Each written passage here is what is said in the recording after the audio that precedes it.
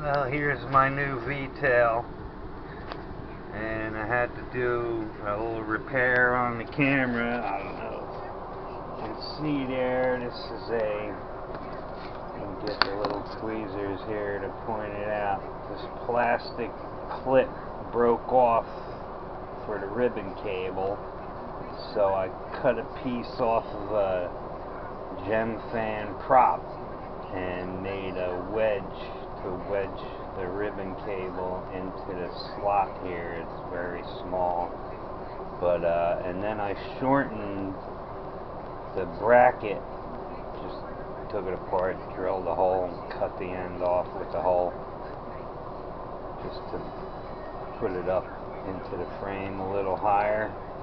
Hopefully that keeps it out of harm's way. And I extended the cable for the VTX, and the same as I did on the other one, made a little cover here and mounted it to the back, and it works great.